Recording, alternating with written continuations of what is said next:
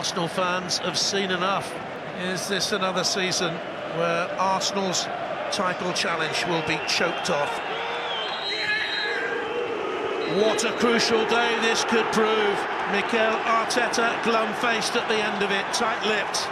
This was a game they needed to win to restore the belief they can win the title. But Bournemouth have come here and triumphed 2-1, and they were thoroughly deserving winners.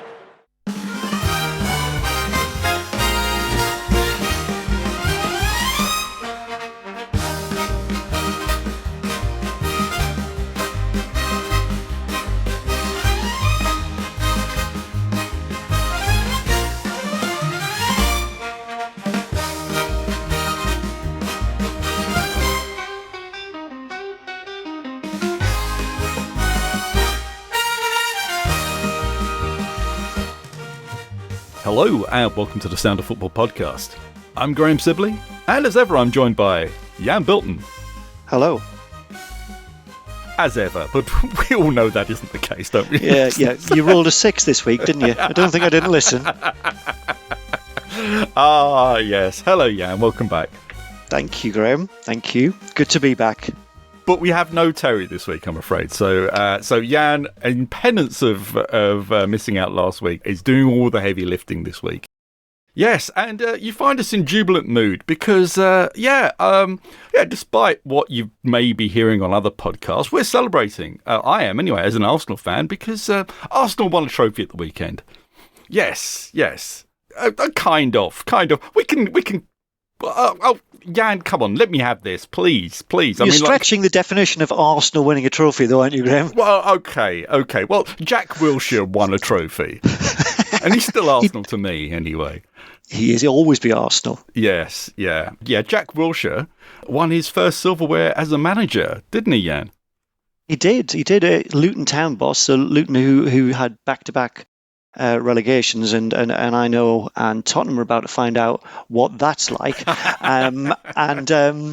So he took the gig at Luton, and he took them to the EFL Trophy final, formerly Papa John's Trophy, when it was at its zenith. Graham, that's when it was at its zenith. Yes. Now it's the Virtu or something like that. It's some car dealer group. Anyway, not to take away from Little Jack's achievement there, they beat Stockport County, who are also called the Hatters as well, which is strange, in the final on Sunday, and they had a huge crowd there. I mean, I've been to the EFL final before, back in 2019, but anyway, concentrate on this one. There were 50,000 people there yesterday in the game against Stockport County, which is absolutely incredible. And historically, despite a couple of seasons under COVID when no one could do anything, it is normally well attended, very well attended. So the game in 2019 where Sunderland lost to Portsmouth could have been Charlton. Just flip a coin. It's going to be one or the other. That's who we lose to at Wembley. That's how it works. There were 85,000 then a couple of years earlier. Coventry played Oxford, 75,000. There's been 80,000 when Bolton beat Plymouth. Even in 22, Rotherham beat Sutton United, and there was 30,000 there, which, as you mentioned, Graham, just before we came on air, was probably a sellout for then, given the restrictions that were in place at the time. So, it's worth its place in the football calendar, and always well attended. So, great. Good stuff, and well done, Jack. Yes, well done, Jack. Yeah, of course, you reminded me there, isn't it? Because when Sunderland did win it was in 21, wasn't it? When no one could go. That's right. But that was the day after they played the previous year's final, wasn't it? Oh, yes, it was. I'd forgotten all about that. Yes, So I think Salford won it, and they held it for a day. Yeah. The bizarre things about the EFL Trophy. That's the thing about the EFL Trophy. It is a bit weird. I suppose part of the weirdness is the fact it does have B teams in it, doesn't it? And that's a lot of people have switched off from that completely. Luckily, none of the B teams have ever made it to the late stages. Well, the final at least. Anyway, they've not made it that far. I can't remember off the top of my head, because it's regionalised, isn't it, up until the semi-finals? It is. So you have a southern final and a northern final, don't you? Well, you have playoffs to get to the final, but yeah, that's right. That's right. It's and I mean it's good in a way. I mean, you could see a time it's not happened as yet when a B team got to the final. You imagine a Manchester City, or even worse, a Newcastle B team getting there and winning it, and I think that would stink it up for everyone involved, because for those of you who don't know, listeners, it's open to League One and League Two clubs only, and also a kind of smattering of academy sides as well. So a few years ago, we got drawn against Newcastle's academy side when we were in League One and on our arses. I mean, and that was awful because we couldn't win either way, because if we won, we did win, then, you only beat our kids. But if we'd lost, I mean, that would have been awful. It was like you lost to our kids. So there is that element to it, especially when it's your rivals. But no, I think on the whole, it's a really great competition, and good to see that it's so well supported. Yeah. Obviously, there is a lot of opposition to having B-sides in there, but there's obviously a movement from the clubs to allow it to happen. And I suppose the big fear amongst a lot of fans is the fact that this allows it through the back door of ideas like League 3 a few years back, which was going to have academy sides. Now, I know from German football, I've seen it with my own eyes, going to see third division German football. I saw a game that was played between two academy teams, between Bochum and Cologne. So it's quite common in Europe, once you go down a few levels, to see B-sides, but it's one thing we don't get in England, and I can appreciate why fans don't like the idea of it, but I can also appreciate what the clubs see in it, especially nowadays, because academies at top-level clubs are so strong now. And they want to try and see as many players coming through as possible. And they always make decent arguments for it. Like they'll say, well, otherwise we're just going to loan these players out, rather than say, well, we'll let them thrive at another club with much worse facilities. We'll talk about this now, but this week in women's football agreed to allow academy sides at the third level of the league, which is like the National League. In England, yeah. So, but this is the one just below WSL2, so it doesn't have the same level of professionalism as the top two flights. Effectively, it's non-league, but you don't have to go too far further down before academy sides actually form quite a lot of the women's football pyramid. But now it's coming up, I think, 2 levels up to the third level. And I think it's 4 clubs at the moment. I think we can guess which 4 clubs it is. So there is a lot of outcry amongst people in women's football about this isn't helping anyone, apart from the big clubs get even better. Now they can hold on to their players and play competitive football at a decent level.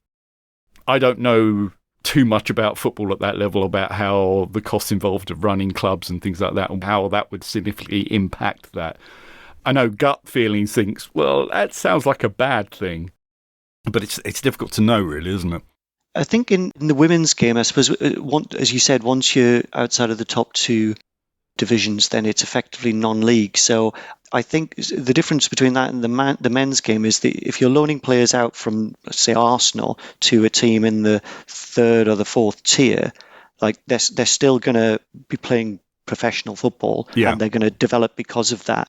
But if you're loaning a player out from a team, like again from the Arsenal women's team to a team in the 3rd or the 4th tier of women's game, I mean, there's a question really as to whether that's going to be beneficial for the player. So it makes sense to kind of keep it in house, really. So maybe that's something that the women's game is going to have to, I don't want to say suffer, but it's something that maybe that needs to happen in order for it to grow, and then look at other avenues to try and develop the kind of grassroots game a little bit more. Yeah, I think you're exactly right there. At the moment, because we say the top 2 divisions, but that at the moment is still only 24 teams as well.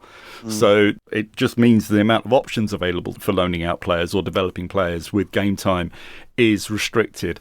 Of course, these are problems that women's football are facing because of the accelerated pace of professionalisation in the sport, and decisions have to be made that probably should only be short-term decisions and should be walked back from in years to come when there are stronger, more professional clubs around. But at the moment, with the expansion of WSL, you're going to see a lot more of the more successful clubs at the third tier going up at the moment anyway. So, and there's a lot of teams that can't really move up into that third tier. So I think this is why the decision has been made, I think. It's happening from 2027, so it's not going to happen next season. But yeah, it's going to happen soon. Well, yes, there you go, listeners. Let's we start off. Well, we didn't really even have a chance to talk about the weekend's results, and we went straight in there with the meaty topics, didn't we? See, this is what happens when Terry's not here, you see. We just get onto it straight away, don't we? We do. There's no messing around. Well, we could talk about this weekend's results, but I don't really want to, being an Arsenal fan. But the one match I did watch this weekend was Sunderland versus Tottenham. Oh, you flatter me, Graham. Well, your perhaps wasn't the reason I was watching it. Apart from seeing Granit Xhaka back, which I celebrate still because I love him as a player. Yes. And Sunderland always play a hell of a lot better when he's on the pitch, don't they? Yeah, I mean, he was out injured for a few games, and it did coincide with a little bit of a drop in form. During the African Cup of Nations, we lost a load of players. He was still around, and we still did all right.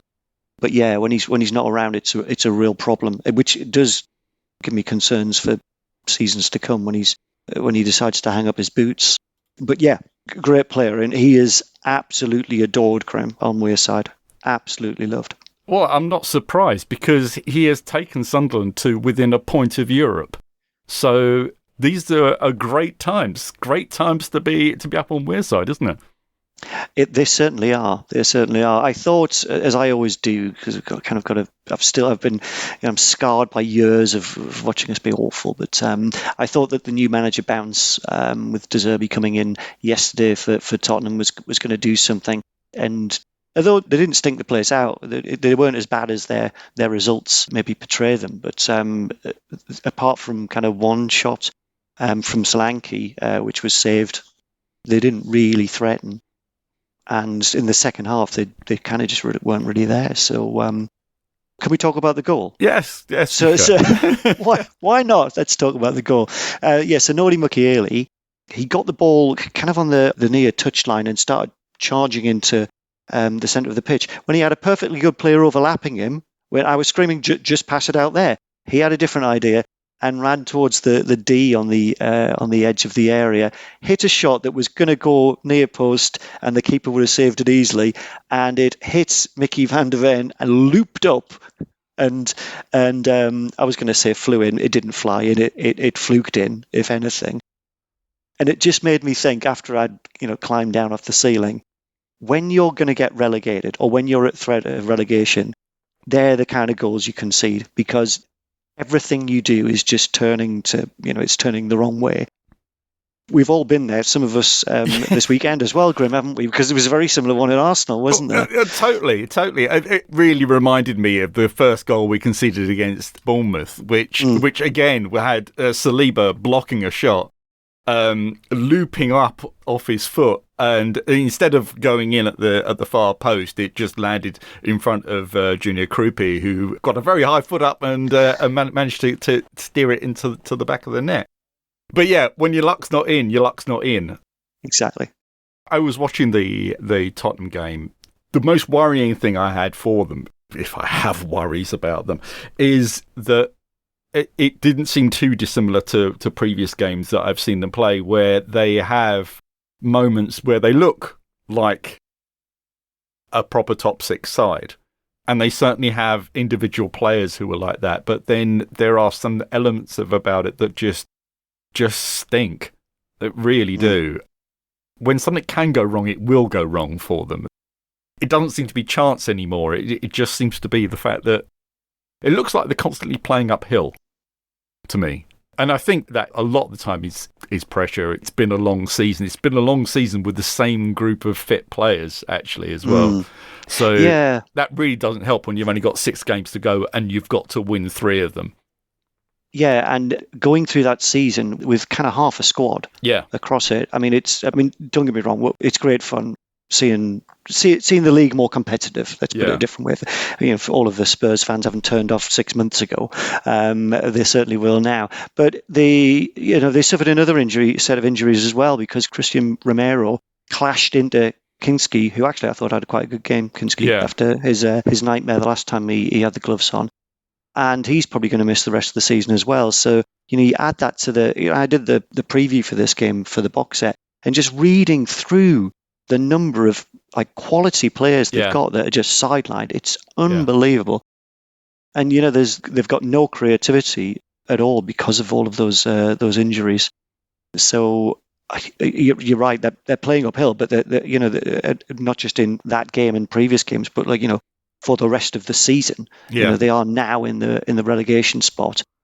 And West Ham and Forest picking up points. West Ham, who had that emphatic win against Wolves, who have been in better form before the international and FA Cup break, but West Ham destroyed them in the second half, and that's got to give them a bit of momentum as well. So it's not looking good for North London, is it? Well, yeah. I mean, it's saying that you'll still win the league. It's unlikely that you're going to. You do look nervous. There's still 6 points. Yeah, but they've got a game in hand and they play us. If they beat us at their place, then it's level pegs. It's that 6 points is easily swallowed. So it's hijinks ahead, but it really is waiting on this game at the Etihad, which is coming, worryingly soon. It's Sunday, isn't it? It is Sunday, yeah. It's Sunday, my God. Yeah. Next week, it could be panic stations time, or it could be, what were we worrying about? But, I'm thinking at the moment, the way things are looking, it's more like the former than the latter. Mm. But the thing is about the run in this season is that at least at this stage, normally, you'd be looking at the list of teams available to play, and you'd be thinking, their season's over. They've got nothing to play for. But I look at the Premier League table right now, and the only ones we really, really haven't got anything to play for right now are the bottom two. It is mad. We've talked a lot about the concept of the middling clubs this season and about the middle-class clubs and how well they've been doing. But you look at Newcastle in 14th place on 42, and it's only 6 points between them and 6th, where Chelsea are on 48. Yep. So all of those clubs have got a decent stab at Europe. And, depending on who wins what in Europe, that could go down quite a way. We've already secured the 5th place thanks to Arsenal's win over Sporting last week. That secures 5th place as a Champions League spot. Mm. This is currently held by Liverpool. But below that, we've got one at the moment Europa League place that will probably be joined by the FA Cup, depending on who wins that, if that's City or Chelsea who win that. But hey, that could go to Southampton easy. It could. And then you've got City won the League Cup, so it's certain that the Conference League place will go down to either 7th or 8th. And so you've got 9 teams going for 3 spots there, and one of those teams is going to be Sunderland. Now, Jan, it's been said that Sunderland came up a season too early. Is getting into Europe a season too early as well? Well, it'd be nice to be the first time since 1973 when Sunderland won the FA Cup as a second-tier side that they've played in Europe. So it'll be something new and something interesting. I was actually chatting to a friend of mine who's a Palace fan yesterday, and he's absolutely loving the fact that they're in Europe, and that if they go on, and they're favourites to win the Conference League, if they go on and win that, then they're playing again in Europe again next season. So. It sounds like a quite an adventure. I suppose there is the risk, though, that it overstretches a club that's only just kind of made it up into the top division. We saw, was it Burnley a few years ago that qualified and then had an awful season after that? So if any of those clubs, not just Sunderland, but any of those clubs are going to qualify for Europe, they're going to have to doubled down on how shrewd they've been in the marketplace to bring in more players, because they're going to need a much deeper squad to accommodate all those extra games. Well, yeah, and it is a hell of a lot more games. I mean, Palace have seen that this season as well. They're trying to juggle Thursday night football and regular league games as well. But it looks like they are very, very close to finishing their usual 12th place anyway. They do hug the 12th place spot, don't they? They do. They kind of do, don't they? And so all these sides have got at least something to aim at for the rest of the season, which really does mean that you cannot take your eye off pretty much any fixture that's coming up. And the same obviously is true in the Championship, where there is still a lot to sort out. But it does feel that perhaps usually we'd be looking at saying, well, like, you know, the top half has still got playoff interest, but actually it's closed up quite a bit over the last couple of weeks, and now there's actually a 4-point gap now between Hull and Wrexham. Yeah, I mean, and Wrexham, who were going great guns, weren't they? With all the interest that surrounds them on both sides of the Atlantic because of their documentary. They've fallen off. I think it would be a fairy tale given how it's been covered, but I think that would be too soon for them. It really would. But then I'm saying that and look at what's happened to my own club this season. But yeah, they have fallen away, as have Borough. And I take no pleasure in saying that, Graham, because they're not a rival to Sunderland, because they're not in the northeast. But yeah, they've really dropped off, because a few weeks, it is only a few weeks ago, Coventry who have got it sewn up, but them and Borough really looked like they were just going to run away with it, and Borough have really dropped off. Just looking at their form table, I can't see they've won in the last 6. I can only see the last 6 fixtures, to be fair, Borough fans, if you're going to call up. They're really falling back. And the teams really in the ascendancy are Southampton and also Millwall. And of course Ipswich. I stopped on Millwall because I'm so excited about the prospect of Millwall getting promoted. Well, yeah, it's stalled a bit for them really at the moment. And it looks like Nigel Farage's Ipswich are going to take that. Let's say, look, Coventry are pretty much all as good as secured promotion. Yeah. But with Ipswich with 2 games in hand, although they've only got 2 points ahead of Millwall, they have got 2 games in hand, and they're in good form as well. So it's probably going to be Coventry and Ipswich. But I think it's those 4 as it is now: Millwall, Middlesbrough, Southampton and Hull.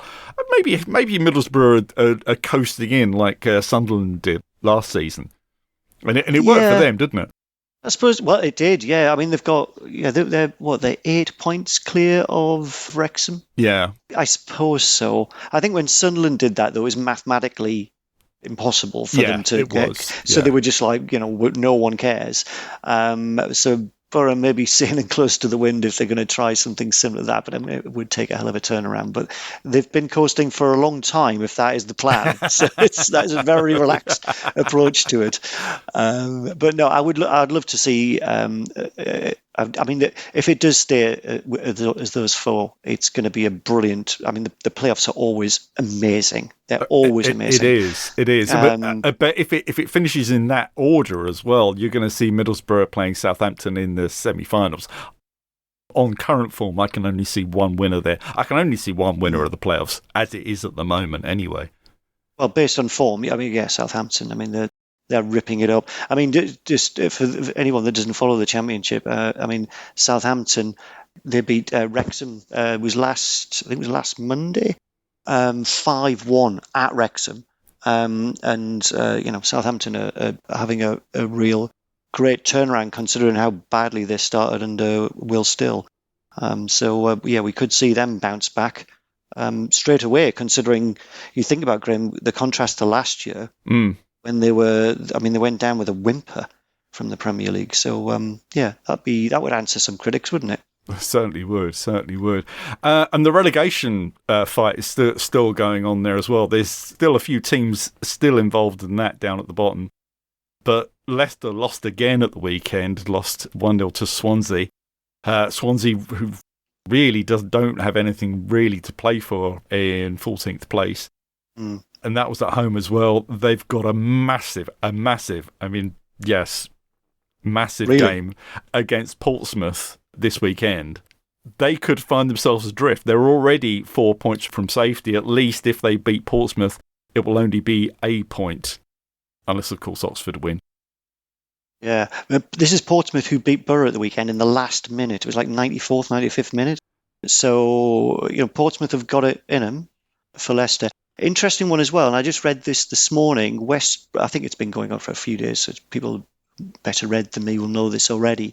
But West Brom are potentially in line for a points deduction because of profitability and sustainability rules, which could come into effect this season. And with them only 1 point above the relegation places, that could throw a real spanner in the works. So let's see how that works. Yeah, but that could be really bad for them.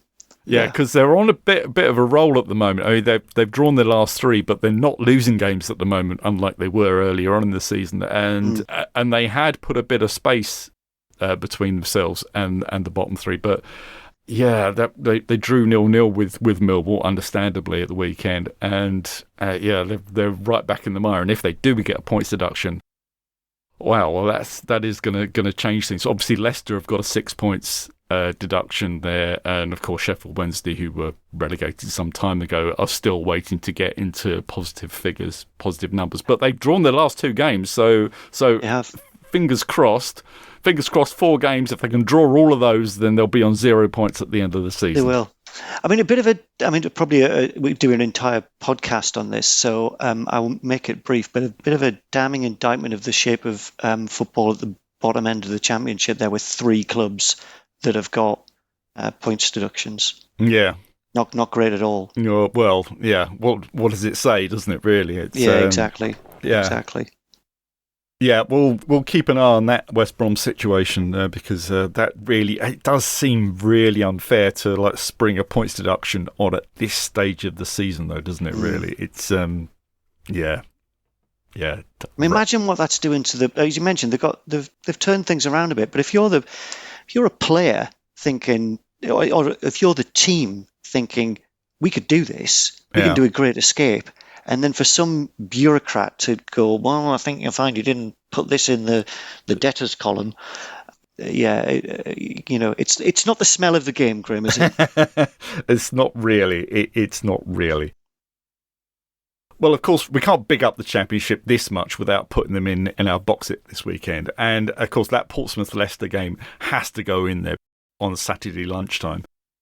It's also going to be there with Ipswich Borough, and I guess this is Borough's last chance to really try to get that automatic place, isn't it?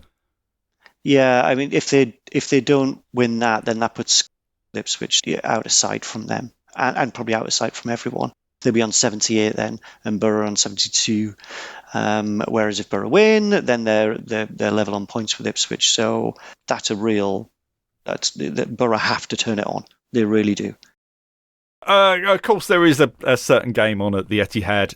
I think I'm getting Gary to write that game this weekend. I'll stick to something else. I'll stick to Iceland women versus England women on Saturday. That's what I'll write about this weekend. I was going to message you and say, I mean, I'll do the Borough game because that's really interesting. But if it helps, Graham, I could do the Arsenal game. No, it's fine. Gary's already volunteered to do that one. Is everyone reaching out to you, Graham, with warm cups of coffee? People coming around with lasagna for you? It's all right, Graham. Hey, at least Whiteley have made it to the playoffs, so we've got that to look forward to anyway. They have, despite losing the last two, last two, yeah. So maybe they've got a bit of the Boroughs going on there, comfortable in the playoffs. Yeah, well, if you want to see what we think of the 7 games that we think you should watch from Friday to Sunday, then get along to sofpodcast.com and click on the link for the weekend box set and subscribe to our Substack. But that is all we have time for this week. So from me, Graham Sibley, and from Jan Bilton, it's goodbye. Goodbye.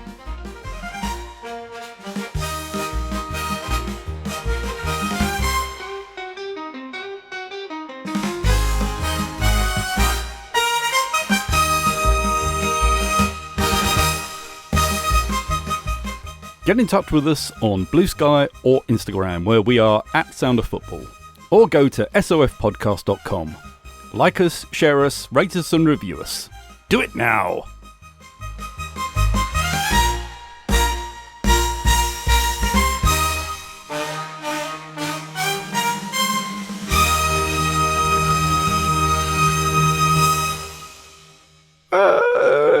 Yeah.